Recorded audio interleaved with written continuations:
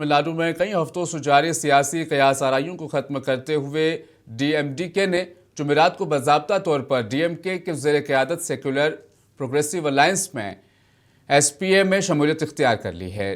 DMDK के general secretary Premlata Vijaykant और party leader LK Sudesh ने चीफ मिनिस्टर एमके स्टालिन से चेन्नई में मुलाकात करने के बाद इस इत्तेहाद पर मुहर लगाई। For a very long time, press people only keep on asking me with whom you are going to ally.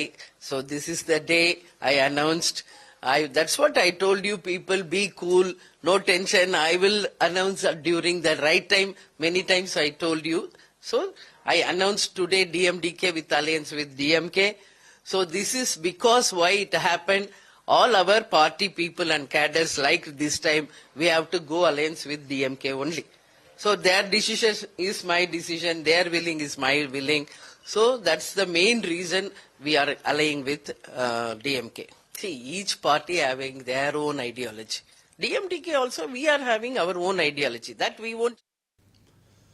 Congress leader Sachin Pilot ने मरकजी हुकूमत पर किसानों को हाशिए पर लाने का इल्जाम लगाया। उन्होंने कहा अमेरिका तिजारती मुआहदे की खामियों को उजागर किया। पर संभवतः पहली बार, और मैं बात इसलिए बोल रहा हूं कि गैर कांग्रेस सरकारें देश में पहले भी रही हैं, देवेगौड़ा जी रहे, वाजपेयी जी रहे, बाकी प्रधानमंत्री भी रहे, लेकिन पहली बार देश में जो रेड लाइन थी कि व्यापार समझौते में, द्विपक्षीय समझौते में, डब्ल्यूटीओ में, एफटीएस में, जहां पर भी हो, लेकिन हमारे अन्नदाता और दूधदाता, हमारे किसान समाज को, किसानों को कभी भी किसी भी सरकार ने इस हाशिए पर लाकर नहीं रखा है। और आंकड़े बड़े स्पष्ट हैं। पहली बात तो अमेरिका जब भी कोई अनाउंसमेंट कर रहा है द्विपक्षीय, पहली बार देखा है कि वहां के राष्ट्रपति सोशल मीडिया पे पोस्ट कर देते हैं कि ये होने वाला है, चाहे वो भारत पाकिस्तान का युद्ध विराम हो। और 17 बार युद्ध विराम के बारे में बोल चुके हैं ट्रंप साहब कि मैंने ये व्यापार का लालच और भय दिखाकर भारत को ये सीजफायर करवाया है। 17 बार, 18 बार, और आज तक भारत के पॉलिटिकल लीडरशिप ने उसको कभी डिनाई नहीं किया। और आपने देखा होगा कि इंडिया और यूरोपियन यूनियन का भी एक एफटीए हुआ, उस पर कोई बहुत ज्यादा चर्चा नहीं हुई क्योंकि वो आरएसएस के सरबराह मोहन भागवत के हालिया बयान पर जमात इस्लामी हिंद के नायब सदर सलीम इंजीनियर का कहना है कि घर वापसी के बारे में बयानात और हमारे हिंदू भाइयों को ज्यादा बच्चे पैदा करने की नसीहत मुल्क में पहले भी बहुत से लोग दे चुके हैं। उन्होंने कहा कि इसके पीछे की ज़हनियत दरअसल मजहब के नाम पर समाज में तकसीम और दूरी पैदा करने के इरादे की अक्कासी करती है। और हमारे हिंदू भाइयों को ज़्यादा बच्चे पैदा करने की नसीहत वाले बयान देश में पहले भी बहुत से लोग देते रहे हैं। और इसके पीछे जो मानसिकता नज़र आती है, वो मानसिकता दरअसल इस समाज में धर्म के नाम पर एक बंटवारा और दूरी पैदा करने की नज़र आती है। और ऐसा लगता है कि लोग, जैसा हमारा संविधान है, संविधान बताता है कि ये देश सबका देश है और सब धर्मों को बराबर का दर्जा मिलना चाहिए सरकार की निगाह में, और किसी को अपनी पसंद का धर्म अपनाने की या छोड़ने की पूरी स्वतंत्रता और आज़ादी होनी चाहिए। किसी पर ये दबाव और ज़ोर ज़बरदस्ती नहीं होना चाहिए कि वो किसी विशेष धर्म को अपनाए, या किसी धर्म को अपनाना चाहता है उसको अपनाने से रोका जाए। तो ये चीज़ें हमारे संविधान में साफ तौर पर कही गई है कि धर्म जो है वो इंसान अपनी मर्जी से अपनाए, अपनी मर्जी से। एआईएमआईएम के लीडर इम्तियाज जलील ने मोहन भागवत का मवाजना दहशतगर्द अजमल कसाब से किया। इम्तियाज जलील ने कहा कि दोनों के नजरियात तफरका अंगेज है। मतलब ये ऐसी ही सोच वाले लोगों ने इस देश को कमजोर किया है।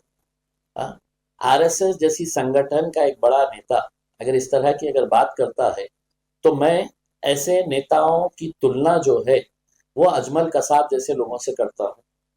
अजमल कसाब क्यों आया था पाकिस्तान से? इस देश को तोड़ने के लिए आया था, इस देश को कमजोर करने के लिए आया था। अरे ये देश का मुसलमान है, वफादार मुसलमान है, जो इस मिट्टी को दिन में 5 मरतबा चूमता है। जिसने अजमल कसाब को अपनी कब्रस्तानों के अंदर दफन नहीं करने देंगे हम, ये फैसला लिया हुआ है, हाँ, वो अपने मंसूबे में कामयाब नहीं हुआ है, देश को कमजोर करने का, देश को बांटने का, देश को तोड़ने का। तो अब यहाँ पर लोगों को ये लग रहा है कि हमने इतनी कोशिशें करवा ली है, ये देश टूट क्यों नहीं रहा है। तो इस तरह महाराष्ट्र में मुलाजमतों और तालीम में 5% मुस्लिम रिजर्वेशन के मनसूखे पर महाराष्ट्र कांग्रेस के सदर हर्षवर्धन सबकल ने शदीद रद्दअमल का इजहार किया। सबकल ने कहा कि रियासती हुकूमत का मकसद मुसलमानों को तकसीम करना है।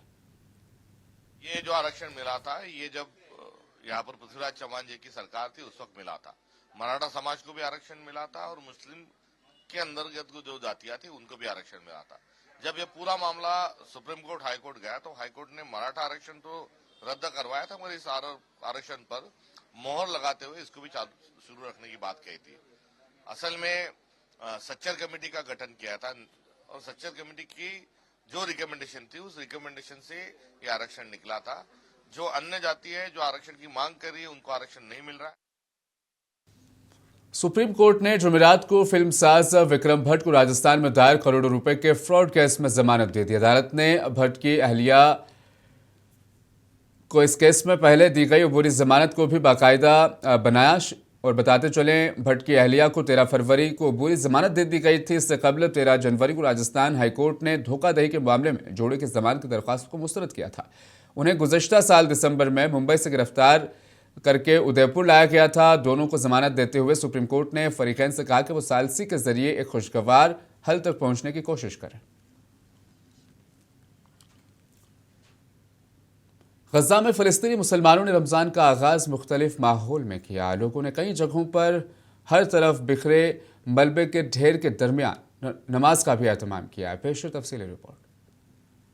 माह मुक़द्दस रमज़ानुल मुबारक के आगाज़ के साथ ही जंग की तबाहकारियों में अपने बचपन से महरूम गजा के बच्चों के चेहरों पर खुशी और कुछ राहत भी देखने को मिली, क्योंकि गुज़श्ता साल अक्टूबर में जंगबंदी के बाद यह उनका पहला रमज़ान है।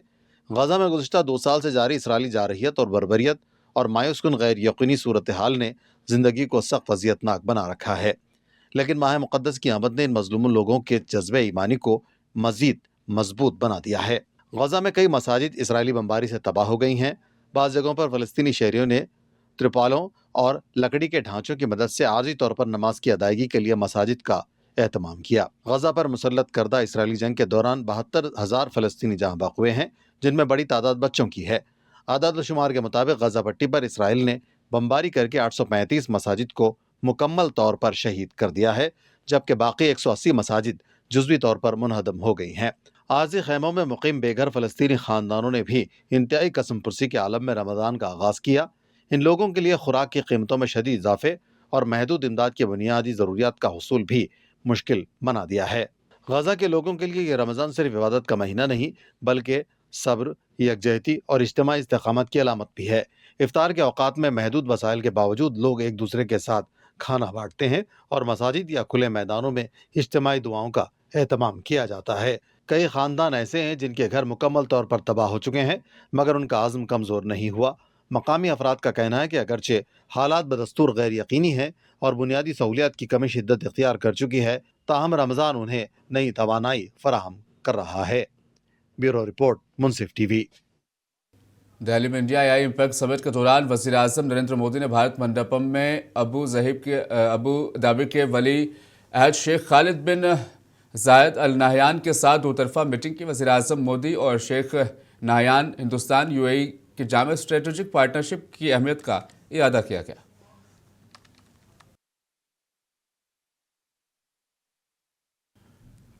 वज़ीर आज़म मोदी ने इंडिया एआई समिट के मौके पर जुमेरात को दारुल हुकूमत में फ्रांस के सदर इमानुएल मैक्रों के साथ दो तरफा मीटिंग की। इससे कबल फ्रांसीसी सदर ने इंडिया एआई इम्पैक्ट समिट 2026 में अपने खिताब के दौरान हिंदुस्तान की डिजिटल तब्दीली टेक्नोलॉजी के नज़्म व नस्क की जमकर तारीफ की थी।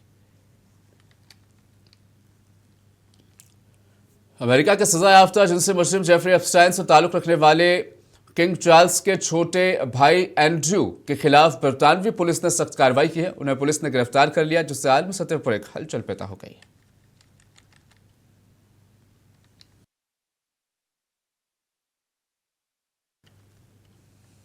शाही होप की मुसलसल दूसरी निस्फ सेंचुरी और गेंदबाजों की नज़्म ज़ब्त की कारकर्दगी ने वेस्टइंडीज़ को इटली के खिलाफ 42 रन से आरामदा और पुरसुकून फतेह दिलवा दी। वेस्टइंडीज़ ने ग्रुप सी के अपने आखिरी मैच में 6 विकेट पर 165 रन बनाए थे और इटली को 123 रन पर ऑल आउट कर दिया।